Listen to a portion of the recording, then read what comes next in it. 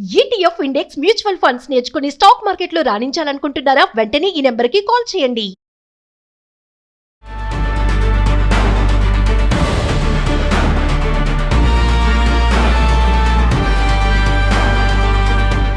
నమస్కారం అండి. నేను మీ నటి రవికుమార్ని. చాలామంది అడుగుతున్నారు, పర్సనల్ లోన్ ఏమి చేస్తే మా పర్సనల్ లోన్ అప్లికేషన్ రిజెక్ట్ కాదు, పర్సనల్ లోన్ అప్రూవ్ అవుతుంది. ఫస్ట్ థింగ్, పర్సనల్ లోన్ అన్నది లాస్ట్ ఆప్షన్. గుర్తుంచుకోండి, పర్సనల్ లోన్కి హైయెస్ట్ రేట్ ఆఫ్ ఇంట్రెస్ట్ ఉంది. కాబట్టి ఈ అడిగిన వాళ్ళకి చెప్తున్నా, పర్సనల్ లోన్ అన్నది లాస్ట్ ఆప్షన్. ఫస్ట్ మనం తెలుసుకోవాల్సింది ఏంటంటే, ఏదైనా ఒక పర్టికులర్ ఎసెట్ క్రియేషన్కి, పర్సనల్ లోన్లో ఎసెట్ క్రియేషన్కి పర్సనల్ లోన్ తీసుకోకూడదు. ఎసెట్ అంటే ఏంటి? ఏదైనా బంగారం కొనుక్కోవడానికి, వెండి కొనుక్కోవడానికి, ఇల్లు కొనుక్కోవడానికి, కారు కొనుక్కోవడానికి, ఏది అలాంటి ఏ ఐటెం అయినా స్పెసిఫిక్గా కొనుక్కోవడానికి గనక మీరు లోన్ తీసుకుంటుంటే పర్సనల్ లోన్ జోలికి వెళ్ళకండి. ఇల్లు కొనుక్కోవడానికి పర్సనల్ లోన్కు పెట్టి ఇల్లు కొనుక్కోకూడదు. అలాగే కారు కొనుక్కోవాలంటే పర్సనల్ లోన్ పెట్టి కారు కొనుక్కోకూడదు. బంగారం కొనుక్కోవాలన్నా అలా చేయకూడదు. వెండి కొనుక్కోవాలన్నా అలా చేయకూడదు.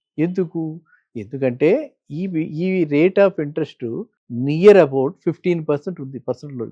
అన్ని రకాల ఛార్జెస్, ప్రాసెసింగ్ ఛార్జెస్ అన్నీ వేసి 15% ఉంది. కాబట్టి వీటన్నిటికీ స్పెసిఫిక్ ప్రోడక్ట్స్ ఉన్నాయి. హోమ్ లోన్ కానీ, కార్ లోన్ కానీ, లేకపోతే గోల్డ్ లోన్ కానీ, లేకపోతే సిల్వర్ లోన్ కానీ, వీటన్నిటికీ స్పెసిఫిక్ ప్రోడక్ట్స్ ఉన్నాయి.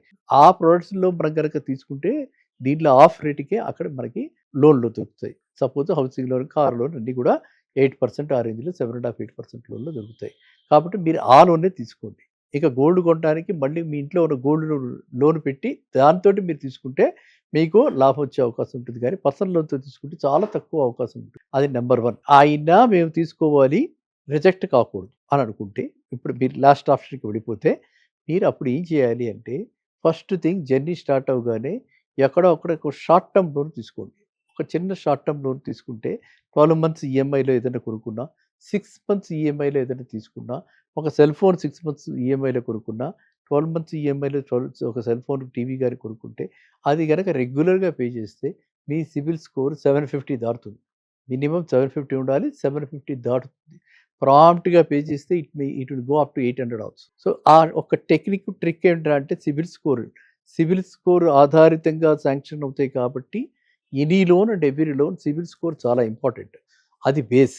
కాబట్టి సిబిల్ స్కోర్ని బాగా ప్రొటెక్ట్ చేసుకోవాలంటే మనకి ఇన్కమ్ ఉంటే సరిపోదు, మనకి డిసిప్లిన్ కూడా ఉందని మనం అక్కడ లెండర్స్కి నిరూపించుకోగలగాలి. అలా ఎవిడెన్షియల్ డాక్యుమెంటే సిబిల్.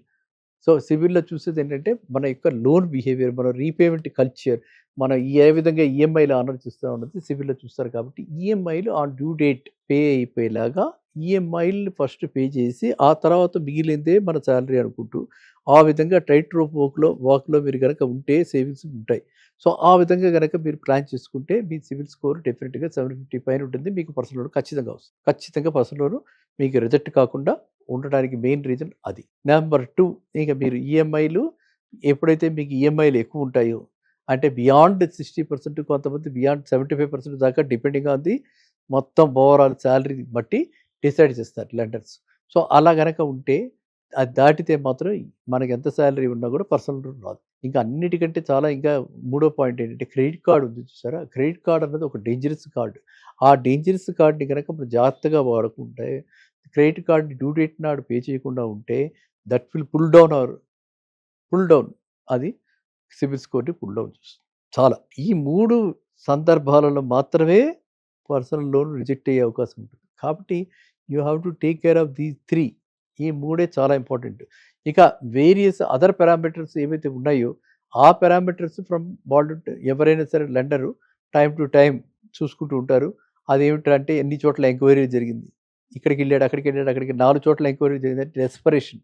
ఎందుకు పర్సనల్ లోన్కి ఇన్ని దగ్గరికి పెడుతున్నాడు, అక్కడెక్కడైనా రిజెక్ట్ అయిందా, లేకపోతే ఒకేసారి 4 దగ్గర నుంచి ట్రై చేస్తున్నాడా, ఒకేసారి ఎక్కువ అమౌంట్ తీసుకోవడానికి ట్రై చేస్తున్నాడు, ఎందుకు ఈ విధంగా 4 కార్డులు తీసుకున్నాడు, 2 కార్డులు తీసుకున్నాడు, క్రెడిట్ కార్డ్స్ 3 ఎన్ని జేబులు ఉన్నాయి, అన్ని జేబుల్లో ఒక్కొక్క క్రెడిట్ కార్డు పెట్టుకుని తిరుగుతుంటారు స్టైలిష్. అలాంటి వాళ్ళకి పర్సనల్ లోన్ వచ్చే అవకాశం చాలా తక్కువ ఉంటుంది. ఎందుకంటే వాళ్ళకి డిసిప్లిన్ తక్కువ ఉన్నట్టుగా వాళ్ళు భావిస్తారు. కాబట్టి ఎందుకంటే అక్కడ డిఫాల్ట్ అయ్యే అవకాశాలు ఎక్కువ ఉంటాయి. కాబట్టి డిఫాల్ట్ కానీ అవే అవకాశాలు ఉంటాయి. ఎందుకంటే 4 కార్డులు వాడేయచ్చు ఒకేసారి, అప్పుడు డిఫాల్ట్ అవుతుంది. అప్పుడు శాలరీ మీట్ అవుతుంది. ఆ శాలరీ నుంచి ఇది మీట్ అవ్వడం కష్టం అయిపోతుంది. ఈ విధంగా పర్సెప్షన్ ఉంటుంది. కాబట్టి కార్డులు 1, 2 మనకు అది కూడా అందులో ప్రివిలేజెస్ చూసుకొని కార్డు ఏ రకాల లాంచ్ ఫ్రీ, ఇలా సినిమా హాల్ టికెట్ ఫ్రీ, ఈ విధంగా మనకి రెస్టారెంట్స్లో కొంత ఫ్రీ, ఈ విధంగా వచ్చేటువంటి ఈ కార్డ్స్ తీసుకోండి. ఓ 2, 3 కార్డ్స్ మ్యాక్సిమం అంతే. అదే రిటైర్ అయిన వాళ్ళు అడిగితే 1 కార్డు 2 కార్డు కంటే మించి అనవసరం మనకి. అది మెయింటైన్ చేయడం కష్టం. సో కాబట్టి ఇవన్నీ నేను చెప్పినటువంటి ఈ 4 పారామీటర్స్ కనుక మీరు జాగ్రత్తగా తీసుకుంటే పర్సనల్ లోన్ మీకు ఖచ్చితంగా శాంక్షన్ అయ్యి తీరుతుంది. రిజెక్ట్ అయ్యే అవకాశమే లేదు.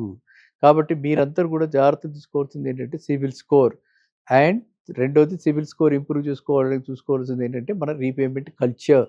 మన రీపేమెంట్ ఏ విధంగా చేసామని ఒక ఎవిడెన్స్ క్రియేట్ చేసుకోవటం. ఇక మూడోది ఏంటంటే కార్డ్స్ మినిమైజ్ చేసుకోవటం. ఓకేనా? మళ్ళీ కలుద్దాం నెక్స్ట్ వీడియోలో.